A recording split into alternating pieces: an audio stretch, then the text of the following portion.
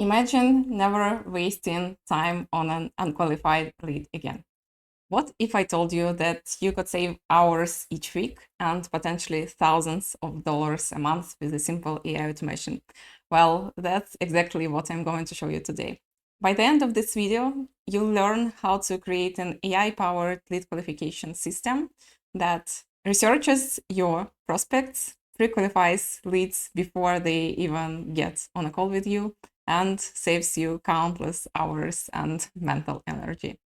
This isn't just theory. I've built this system for myself, and I'm going to show you exactly how to replicate this system for your business. Before we dive in, let me introduce myself. I'm Nadia, and I run an AI automation agency where we build systems just like the one I'm about to show you today. I also created digital products that are used by over 200 people. And I also have a background in software development, where I worked in international projects, including projects for the United Nations. But most importantly, I only talk about stuff that actually works. Now, let's do a quick demo first. I'm on my calendar booking page, and this is what my prospects usually see. So let's imagine I'm a prospect, and I pick a time slot. Then I have to enter my name, my email address, my website. I already prepared my LinkedIn address here. Then I have to pick what is the monthly recurring revenue of my business. Let's put this one. And I also request my prospects to briefly describe their ideas. Okay, let's do a test here and confirm to the pricing. Let's imagine this is how they fill in the form. They click confirm. And now this automation runs. Let's wait for it a moment. And okay. And here I have just received a new notification that someone has scheduled a call with me. I see those details which a person filled in the form, and I also see that part which is actually the research which AI has done for me. Here I see their name, their company name, industry, and the most important two pieces is likelihood to hire an external AI agency like me. So, and it says that this person is not probably going to hire an external expert because Nadia, me, is already specializes in AI solutions. And for me, it is also important to know if the person is a decision maker or not. And in this case, I see that the likelihood that this is a decision maker is high because Nadia is a founder and a decision maker. And now when I get this notification, I can view the bookings, go to the page with my bookings in my calendar and confirm or reject the booking. Here is this one, and I can confirm or reject it. Just imagine how much time this would save to your business. If I were to do it all by myself, I would get a notification in my email, in my inbox, and then I would have to go to the LinkedIn profile and research a prospect, see if they fit into my ideal customer profile or not. And in this case, I just get all the information immediately. And now let's dive into actually building it from scratch. The first tool I use is called cal.com. This is similar to Calendly, but this is an open source solution, and I like it a little bit more than Calendly, and I would recommend you to use this as well if you want to follow the tutorial, but you obviously can do similar automation with other calendar apps. Here I would navigate to Advanced tab and set up our booking questions. This is pretty easy. You just add new questions and you can pick from different styles. Is it a short text, select, or a long text, checkbox? You'll have all there. After that, we need to go to webhooks and create a new webhook. So I created a new one. You just click here and you need to subscribe to URL. Okay, oops, we first need to go to our make.com. Make.com is an automation platform which allows you to connect all your apps. You don't need to know coding. It is pretty easy. This is what we'll be using today. So I already have an automation. I'll be using the same canvas to build an automation just beside this one. So, and you'll need to go to your scenario and create a new scenario and then just follow along. Okay, we are back here in our Discovery Call Assistant. Let's start building. Click on Webhook and create a new custom webhook. Here we need to add a new one. Okay, we need to add, and here you enter a name. We save it, and now we have this URL which is generated. So you need to copy this address to your clipboard, go back to your calendar, click Webhook, enter this webhook. There are two types of bookings, and one you can create and it gets immediately accepted. Another type of booking is when it requests your confirmation. So we don't need actually most of them, we only need booking requested. And after that, you click create webhook, and here you are. It is absolutely identical to the one which I already have. Okay, and now you go back to advanced. I want to show you where to set this request confirmation. So here it is, and this booking requires confirmation.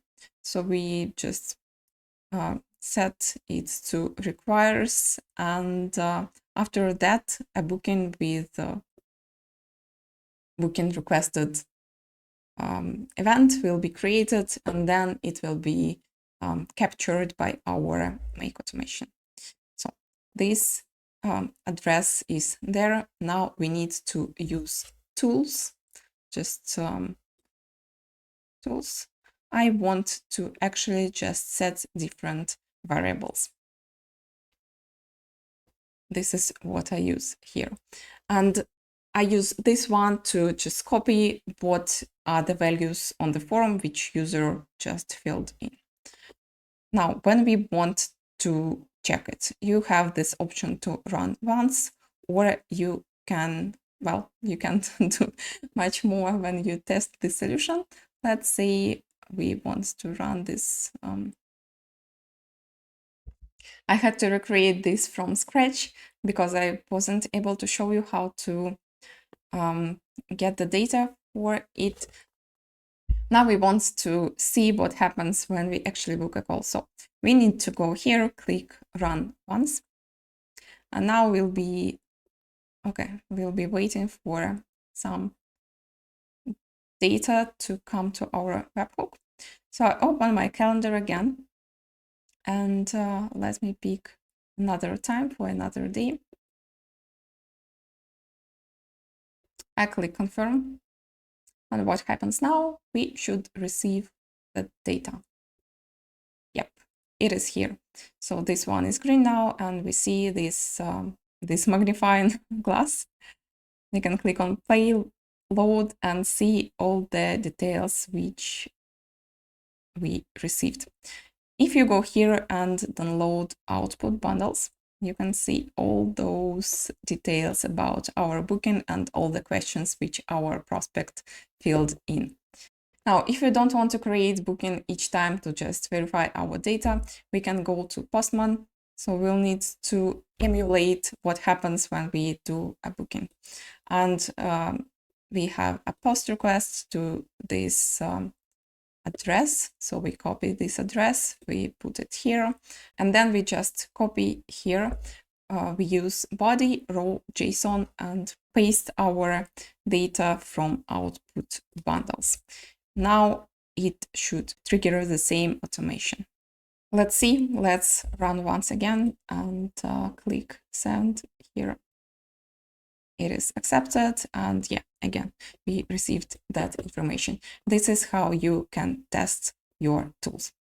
Then after that, in those tools, we can, let's say we want to see what our prospect filled in, and we go to responses, name. You see here is my name, and here is the monthly recurring revenue which they filled in, and I can just click here and I will get the value, and this will be MRR.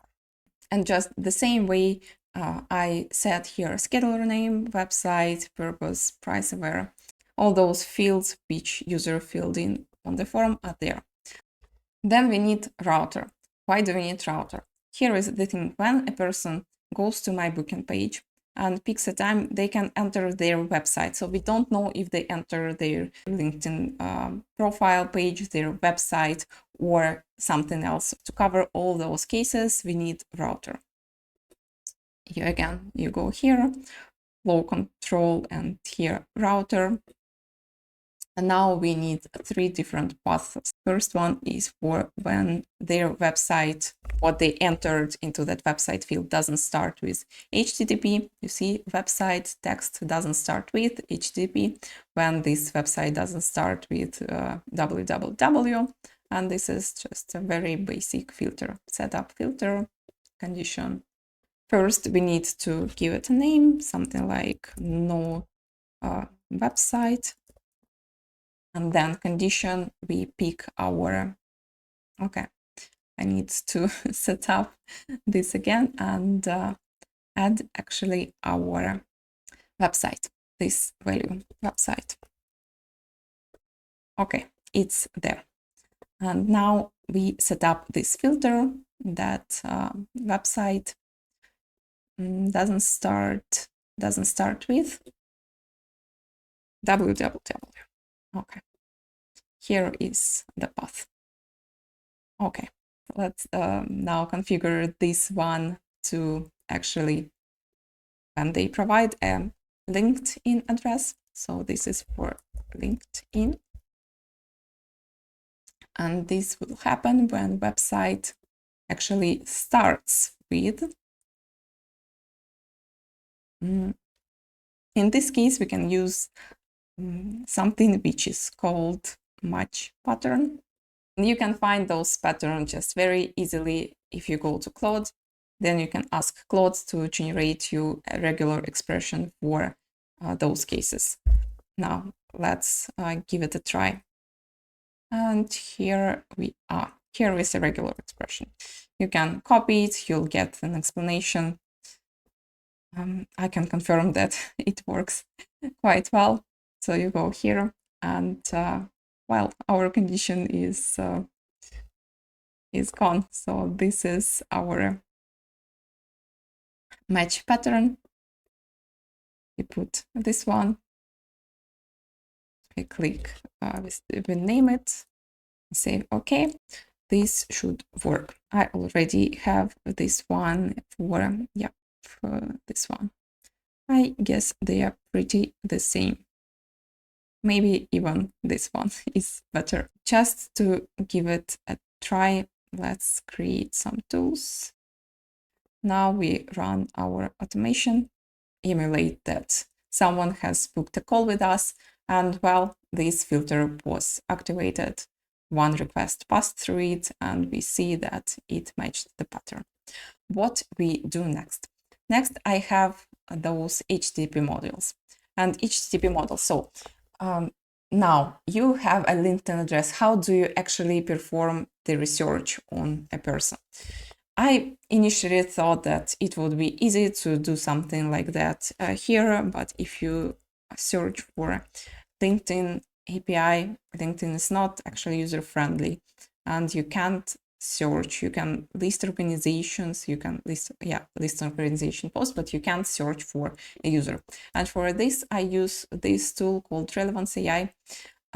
They have very nice APIs for researching LinkedIn prospects. So what you can do here is you go to Relevance AI, you navigate to tools. You can use this app for free. It will be enough for you to use a free version. For those purposes, you can click new and you create a tool. Let's name it LinkedIn profile researcher. After that, you go to inputs and you add an input. We need to have that LinkedIn URL, right? So we use text text input, and this will be our LinkedIn URL. And just for my purposes, I use my LinkedIn address here, so we can also rename this to LinkedIn URL and put it like here, and then we can actually do the research. Here I do LinkedIn, and we would be searching for get LinkedIn profile company and posts, right? Yep, this one. So in URL, this is required and we have it here. So how do we do it? We use those curly brackets and we use LinkedIn URL, which is the value from the previous step. Then we do get user profile because we assume that people provided actually their LinkedIn URL. And now we just run this step and we will get my profile here. Just wait a moment. Yes, you see follower count, about, all those sections from my LinkedIn profile. And it also has, where it is, company URL. For every person, no matter if they have their own company or if they work for someone else, you will get this company profile URL.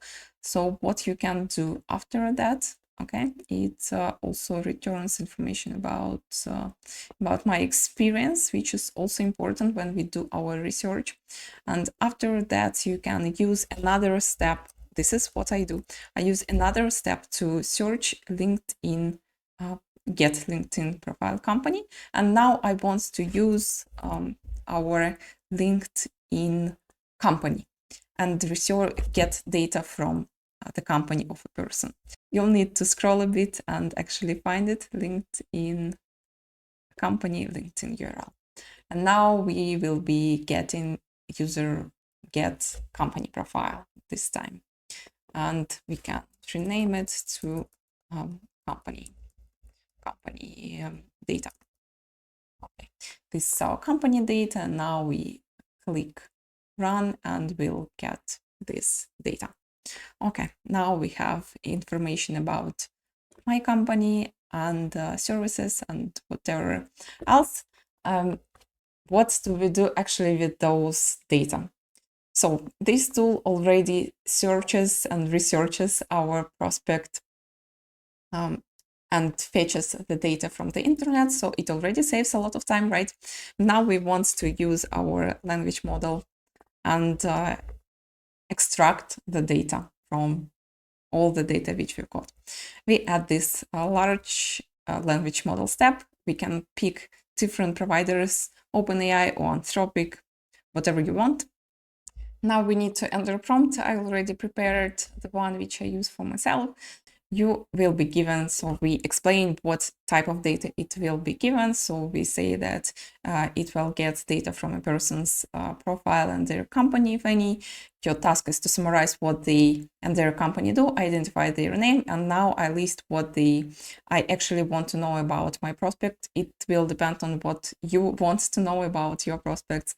And I ask to also return a brief word summary about what they do, a short summary of the services they offer, because I want to understand if they actually suit my ICP or not, and if they are selling similar services to mine, because I get a lot of people who are actually in the same industry, so they probably don't want to implement AI solutions for themselves. Now, after that, I ask our large language model to return how likely is that they would want to hire an external agency like mine to implement AI solutions for their business. And right now, which is also important for my case, I only want to work with companies who are ready to implement AI solutions at the moment and not 6 months from now. And also how likely is that the person is a decision maker, which is important for me because I want to talk to the decision maker and not to an employee who doesn't have any power to make the decision. And then I give some more information. I ask it to analyze their current roles and all their recent roles in the past 2 years. I also tell the model what is the current year And now we need to put the data. So I copied it from the last one, but for this type, we'll get LinkedIn data, and another step which we used, company data, this company data. And here it is. So we already have this one. We can run the step. If you want to do more configuration, you have these open settings, and you can select, okay, you can select the language model.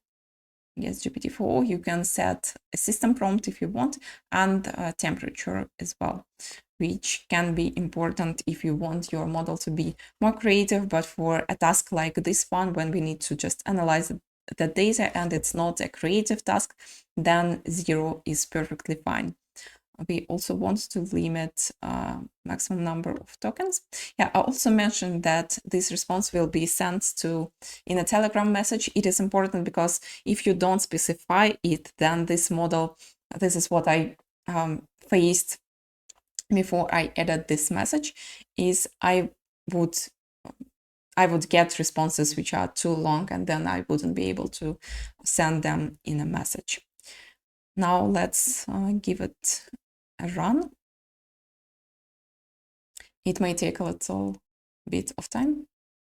Okay, it was very quick. And now we see that information about myself. Remember what I did? I only gave it my URL, my LinkedIn URL address, and this is all the details which this large language model was able to extract. This is pretty much the same information which you saw in my Telegram channel. Yeah, it has all those details about my LinkedIn profile. And here they are. What we do after that, we click save. Okay, I forgot to add one more step here. We actually want to configure our output. And yeah, we might want just the last step, but I also prefer to add more detailed information. So I get this answer. Instead of returning all the information, I only need the text information. And now we can save our tool.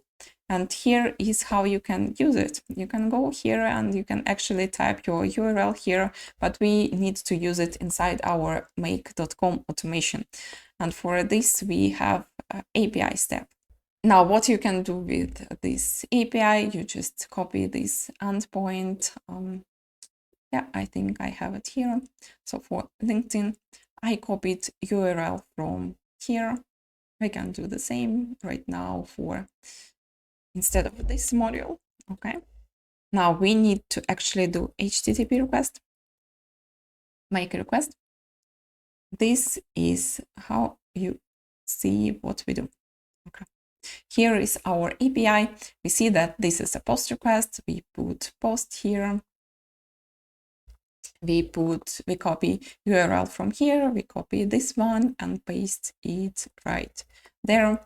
And then we need to use our generate an API key if you don't have one, because we need to also do authorization and put our API key. You can generate an API key. I copy this one, and after that, I go back. I add headers. I put the value, which I just copied, and I use this authorization. And this is the sample data which you need to send. So yeah, I put my authorization header right here. Let's see if we forgot something or not. Yeah, we need our parameters. So we copy these parameters and project. So we have a post request. We also need content type. We'll add it in a moment. Authorization we already added. And now we copied this D. This stands for data. So here we go and put body type raw, content type. This is JSON, and request content, our parameters, our project ID. And here in LinkedIn, we put our actual website. Yeah, website URL. Here we are. Now we can remove this module. And now we have our HTTP request. So let's run this module. I can put my website. You see, we can run only this one to see what will be returned. It will take just a couple of seconds. Now we've got it. So let's take a look. Yeah, let's take a look at what we have in the output, our data. Yep, we have it here, like our LLM answer, name Nadia, company name AI Insiders, and all the information. But this information doesn't look very well, so what we can do after that? After that, we use this JSON module, and we need to parse our JSON. What we do, we just enter our data here, okay? And let's run and see what we get. Now we see our data, and this is in a way better format where we see errors, our outputs, and we actually can get our LLM answer. It is all with those nice formatting. And now you actually can already use this data, this research information about your prospect and send it to your email. But for me, I decided that I want to have this information in my Telegram channel. But first, how you create your Telegram channel. I went to this Father bot, and you just put a new bot here and you follow some instructions. You get your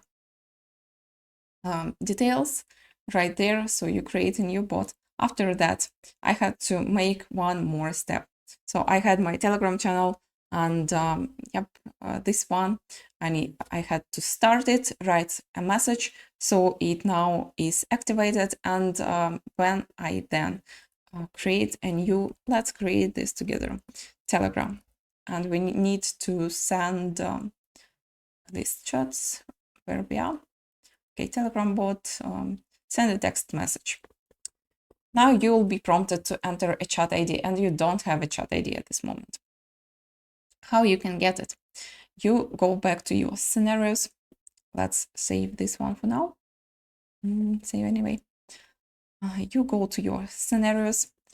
Then you add a new Telegram bot and watch for updates. And now when you watch for updates, you can run this once. Wait for new data. And now let's send something to our bot. Let's do this.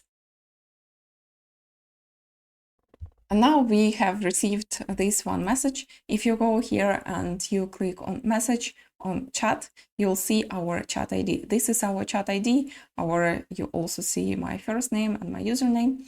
And then you click, you copy this chat ID and go back to your automation. Okay, we are back, and now we just paste this chat ID here. And what we want to say here, I can you can type whatever you want your message to be.